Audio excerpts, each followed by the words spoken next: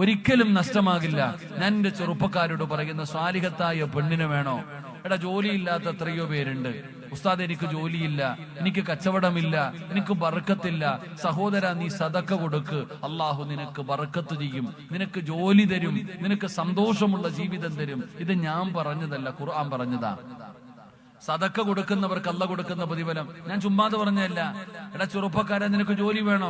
നിനക്ക് സാലിഹത്തായ പെണ്ണിനെ വേണോ? സദക്ക കൊടുക്ക്. ഞാൻ ഖുർആനിലെ തെളിവ് പറഞ്ഞു തരാം. മഹാനായ കലീമുല്ലാഹി മൂസാ നബി അലൈഹിസ്സലാം, അള്ളാഹുവിന്റെ പ്രവാചകനായ മൂസാ നബി അലൈഹിസ്സലാം, എന്റെ പ്രിയപ്പെട്ടവരെ, ഫിർഔനിന്റെ അനുയായികൾ, ഫിർഔനിന്റെ സൈന്യം പിടിക്കാൻ വരുന്നു എന്നറിഞ്ഞപ്പോ മഹാനായ മൂസാ നബി അലൈഹിസ്സലാം നാടുവിട്ടു മദിയൻ എന്ന് പറയുന്ന രാജ്യത്തേക്ക്. മദിയൻ എന്ന് പറയുന്ന രാജ്യത്തേക്ക്. കാരണം ഒരാളെ ഒരു അടിയടിച്ചപ്പോ ആ മനുഷ്യൻ മരിച്ചുപോയി. അപ്പൊ കൊലപാതക കുറ്റത്തിന് പിടിക്കാൻ വരുന്നു എന്നറിഞ്ഞപ്പോ മൂസാ നബി നാടുവിട്ടു. മൂസാ നബി അലൈഹിസ്സലാം അങ്ങനെ കിലോമീറ്ററുകൾ സഞ്ചരിച്ചുകൊണ്ടാണ് പോകുന്നത് മദിയൻ എന്ന് പറയുന്ന നാട്ടിലേക്ക്. മൂസാ നബി ഇങ്ങനെ പോകുമ്പോ ഒരു സ്ഥലത്ത് ചെല്ലുമ്പോൾ, മദിയനിൽ ചെല്ലുമ്പോ കാണുന്നത് കുറെ ആണുങ്ങൾ ഇങ്ങനെ വെള്ളം കോരുന്നതിന് വേണ്ടി തിരക്ക് കൂട്ടുകയാ. കുറെ ആണുങ്ങൾ ഇങ്ങനെ വെള്ളം കോരുന്നതിന് വേണ്ടി തിരക്ക് കൂട്ടുന്നു. രണ്ട് പെൺകുട്ടികൾ ഇങ്ങനെ മാറി നിൽക്കുന്നു. അപ്പൊ മൂസാ നബി അലൈഹിസ്സലാം ചോദിച്ചു, നിങ്ങൾ പോണില്ലേ വെള്ളം കോരാൻ? ആ പെൺകുട്ടികൾ പറഞ്ഞു, ഞങ്ങൾക്ക് ലജ്ജയാണ് ആണുങ്ങളുടെ ഇടയിൽ പോയി കയറാൻ. ഞങ്ങൾക്ക് ലജ്ജയാണ് ആണുങ്ങളുടെ ഇടയിൽ പോയി കയറാൻ. അപ്പൊ വെള്ളം തീരുന്നു, നിങ്ങൾ എന്ത് ചെയ്യും? നിങ്ങളുടെ വീട്ടിൽ ആണുങ്ങളൊന്നുമില്ലേ? ആ പെൺകുട്ടികൾ പറഞ്ഞു, പ്രായമുള്ള ഒരു വാപ്പ മാത്രമേ ഞങ്ങൾക്കുള്ളൂ, വേറെ ആരുമില്ല. അപ്പൊ മൂസാ നബി അലൈഹിസ്സലാം ചോദിച്ചു, ഞാൻ നിങ്ങളെ സഹായിക്കട്ടെ? ഈ ഫാൻ വെച്ചു, ഫാൻ തിരിച്ചു വെച്ചു, എനിക്ക് വേണ്ട. മൂസാ നബി അലൈഹിസ്സലാം ചോദിച്ചു, ഞാൻ വെള്ളം കോരി തരട്ടെ? ഒക്കെ സമ്മതിച്ചു. മൂസാ നബി അലൈഹിസ്സലാം ആ രണ്ട് പെൺകുട്ടികൾക്കും വെള്ളം കോരി കൊടുത്തു. അവര് പോയി. മൂസാ നബി അലൈഹിസ്സലാം നാട് വിട്ടു വന്നതാണ്. ആ നാട്ടിൽ ആരെയും പരിചയമില്ല.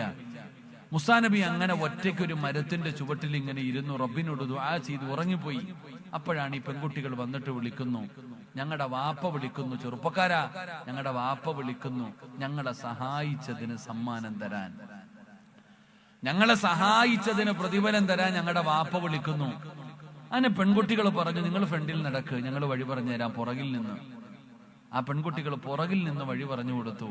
അങ്ങനെ നടന്ന് ആ കുട്ടികളുടെ വീട്ടിലേക്ക് ചെന്നു. ആ കുട്ടികളുടെ വാപ്പ മഹാനായ ശുഐബ് നബി അലൈഹിസ്സലാം. മഹാനായ ശുഐബ് നബിയായിരുന്നു ആ കുട്ടികളുടെ ഉപ്പ. പ്രവാചകന്റെ മക്കളായിരുന്നു അവർ രണ്ടുപേരും. അങ്ങനെ ചരിത്രങ്ങളൊക്കെ കേട്ട് കഴിഞ്ഞപ്പോ ശുഐബ് നബി അലൈഹിസ്സലാം പറഞ്ഞു, എന്റെ മൂത്ത മകളെ ഞാൻ നിനക്ക് വിവാഹം കഴിച്ചു തരാം. എന്റെ മൂത്ത മകളെ, എന്റെ ഏറ്റവും മുതിർന്ന മകളെ നിനക്ക് ഞാൻ വിവാഹം കഴിച്ചു തരാം. അങ്ങനെ മൂസാ നബിക്ക് വിവാഹം കഴിച്ചു കൊടുത്തു. ഒരു സ്വാലിഹത്തായ ഭാര്യയെ കിട്ടി. ജോലിയില്ല, 8-9 വർഷം നീ എന്റെ ആട് മേച്ചു കൊള്ളാൻ ജോലിയും കൊടുത്തു. അല്ലാഹു ഈമാൻ നൽകുമാറാകട്ടെ. എന്ത് ചെയ്തപ്പോ? രണ്ട് പെൺകുട്ടികൾക്ക് ഒരൽപ്പം വെള്ളം കോരി കൊടുത്തപ്പോ ഒരു സ്വാലിഹത്തായ ഭാര്യയും ലഭിച്ചു, വർഷങ്ങളോളം ജോലിയും ലഭിച്ചു. ഇത് ഖുർആൻ പറഞ്ഞ ചരിത്രം. വെള്ളം കോരി കൊടുത്തവൻ എത്ര പ്രതിഫലം ഉണ്ടെങ്കിൽ പള്ളി കെട്ടിക്കൊടുക്കുന്നവൻ എത്ര പ്രതിഫലം ഉണ്ടാകും? അല്ലാഹു ഈമാൻ തരുമാറാകട്ടെ. അല്ലാഹു ഈമാൻ തരുമാറാകട്ടെ. എന്റെ പ്രിയപ്പെട്ട സഹോദരാ, ഒരിക്കലും നഷ്ടമാകില്ല. സംഘാടകർ കാണിച്ചു തന്നു, പടച്ചവനെ ഒരു പള്ളി കാണിച്ചു തന്നു. ഉസ്താദേ, ഈ കാണുന്നതാണ് പള്ളി, ഒരുപാട് വർഷം പഴക്കമുള്ളതാണ്. പടച്ചവനെ ഇനി അതൊന്ന് നേരെയാക്കി എടുക്കണം. അതിന്റെ മുമ്പറും മിഹ്റാബും ഒക്കെ ഒന്ന് നേരെയാക്കണം. പടച്ചവനെ ഒരു ഹൗല് വേണം. ഉസ്താദേ, പരിപാടിയിൽ നിന്ന് എന്ത് കിട്ടിയാലും പടച്ചവനെ അത് പള്ളിക്ക് വേണ്ടി ഞങ്ങൾ കൊടുക്കാൻ തയ്യാറാണ്. ആ ലക്ഷ്യത്തോടു കൂടിയാണ് സഹോദരാ പടച്ചവനെ പരിപാടി വെച്ചിരിക്കുന്നത്.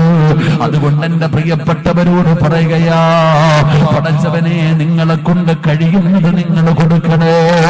നിങ്ങൾക്ക് അല്ലാഹു തരുന്ന പ്രതിഫലം ഞാൻ പറഞ്ഞു തരാ. നിങ്ങൾക്ക് ഞാൻ അല്ലാഹു തരുന്ന ഒരു പ്രതിഫലം പറഞ്ഞു തരാ.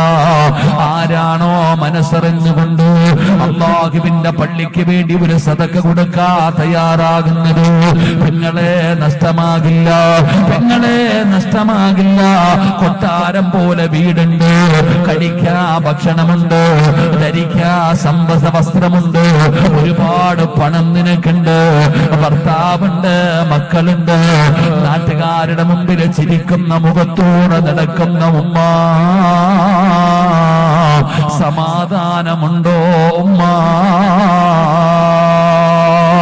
എന്റെ പ്രിയപ്പെട്ട സഹോദര, നിനക്ക് സന്തോഷമുള്ള ജീവിതമുണ്ടോ?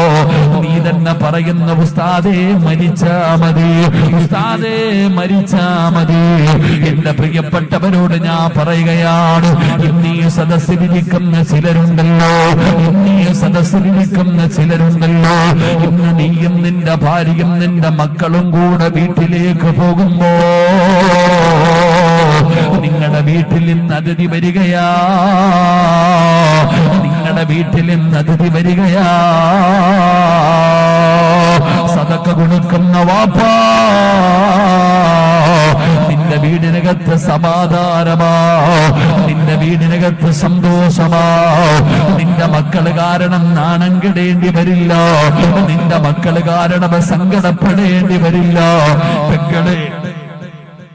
പെങ്ങളെ, നാളെ പടച്ച റബ്ബിന്റെ പരലോകത്ത് അല്ലാഹുവേ എന്റെ ഉമ്മയ്ക്ക് നരകം കൊടുക്കണേ എന്ന് പറയുന്ന മക്കള് വന്നാ വല്ലാത്ത സങ്കടമാ. അതുകൊണ്ട് പടച്ച റബ്ബിന്റെ പള്ളിക്ക് വേണ്ടിയാ. കഴിയുമോ സഹോദരാ, കഴിയുമോ സഹോദരാ? ഞാൻ വെറുതെ പറഞ്ഞതല്ലോ, ഞാൻ വെറുതെ പറഞ്ഞതല്ല.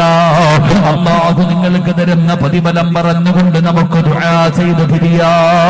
എന്റെ പ്രിയപ്പെട്ടവരെ, അതാ ഉമ്മു സുലൈമ റളിയല്ലാഹു തആല അൻഹ, അല്ലാഹുവിന്റെ പരിശുദ്ധമായ ഖുർആനിനകത്ത് അല്ലാഹു ഒരു വീടിനെ കുറിച്ച് പറയുന്നുണ്ട്. ഒറ്റ വീടിനെ കുറിച്ചാണ് അല്ലാഹു ഖുർആനിൽ പറഞ്ഞത്. ആ വീട് ഏതെന്നറിയുമോ ചെറുപ്പക്കാരാ? പെങ്ങളെ, ഖുർആനിൽ അല്ലാഹു പറഞ്ഞ വീട് ഏതെന്നറിയോ? നിന്റെ വീട് ഇന്നങ്ങനെയാകണം പെങ്ങള്, നിന്റെ വീട് ഇന്നങ്ങനെയാകണം പെങ്ങള്. ഏത് വീടെന്നറിയോ? ഞാൻ നിങ്ങൾക്ക് വെറുതെ പറഞ്ഞതല്ല.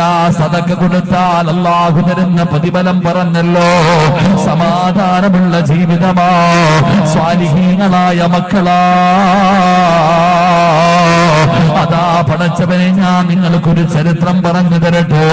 മഹദിയായ ഉമ്മു സുലൈമ റളിയല്ലാഹു തആല അൻഹ, ഉമ്മു സുലൈം എന്ന് പറയുന്ന സ്വാലിഹത്തായ ഭാര്യയുണ്ടല്ലോ. അതാ പടച്ചവനെ വീടിന്റെ വാതിലിന്റെ മുമ്പിൽ ഇങ്ങനെ കാത്തു നിൽക്കുകയാ. കാരണം ഭർത്താവും മകനും പള്ളിയിൽ പോയിട്ട് കാണുന്നില്ല. മഹാനായ അബൂ തൽഹ റളിയല്ലാഹു തആല അൻഹു, അനസ് റളിയല്ലാഹു തആല അൻഹു, വാപ്പയും മകനും കൂടെ നബി തങ്ങളുടെ മുമ്പിലേക്ക് പോയതാണ്. അല്ലാഹുവിന്റെ റസൂലിന്റെ അടുക്കൽ പോയതാണ്. പടച്ചവനെ, ഇശാ കഴിഞ്ഞു, രാത്രിയായി. തന്റെ ഭർത്താവിനെയും മകനെയും കാണാതെ വന്നപ്പോ ഉമ്മു സുലൈം അവിടുന്ന് കാത്തു നിൽക്കുകയാ. പെങ്ങളെ, ഒരുപാട് സമയം കഴിഞ്ഞു. ഈന്തപ്പന മരങ്ങളുടെ നടുവിലൂടെ തന്റെ ഭർത്താവും മകനും ഇങ്ങനെ നടന്നു വരികയാണ്. ഉമ്മു സുലൈമിന് സമാധാനമായി. തന്റെ ഭർത്താവും മകനും നടന്നു വരുന്നു. അവസാനം നടന്ന് നടന്ന് വീടിന്റെ മുറ്റത്ത് വന്നപ്പോ മൂന്നാമതൊരു പ്രായമുള്ള മനുഷ്യനെ കാണുകയാ. പടച്ചവനെ വീടിന്റെ അകത്തേക്ക് വിളിച്ചു കയറ്റിയിരുത്തി. അവസാനം അബൂ തൽഹ റളിയല്ലാഹു തആല അൻഹു അതാ അടുക്കളയിലേക്ക് കടന്നു ചെല്ലുമ്പോ ഉമ്മു സുലൈം ചോദിക്കുന്നു, തൽഹ, ആരാ തൽഹ? കൂടെ ഒരു പ്രായമുള്ള മനുഷ്യനുണ്ടല്ലോ. അവിടെ നിന്ന് പറഞ്ഞു ഉമ്മു സുലൈം, ഇശാ നമസ്കാരം കഴിഞ്ഞപ്പോ അല്ലാഹുവിന്റെ റസൂല് വിളിച്ച് ചോദിച്ചു, സഹാബത്തേ, ഒരു യാത്രക്കാരനുണ്ട് സഹാബ, ഒരു യാത്രക്കാരനുണ്ട് സഹാബ. ആരാ ഒരു നേരത്തെ ഭക്ഷണം കൊടുക്കുന്നത്? അല്ലാഹുവിന്റെ പ്രവാചകൻ അവിടെ നിന്ന് വിളിച്ച് ചോദിക്കുമ്പോ അബൂ തൽഹ പറഞ്ഞു, ലബ്ബൈക യാ റസൂലല്ലാഹ്, ഞാൻ കൊണ്ടുപോകാ നബിയേ, ഞാൻ ഭക്ഷണം കൊടുക്കാ നബിയേ. പടച്ചവനെ, അങ്ങനെ ഭക്ഷണം കൊടുക്കാമെന്ന് പറഞ്ഞ് വീട്ടിലേക്ക്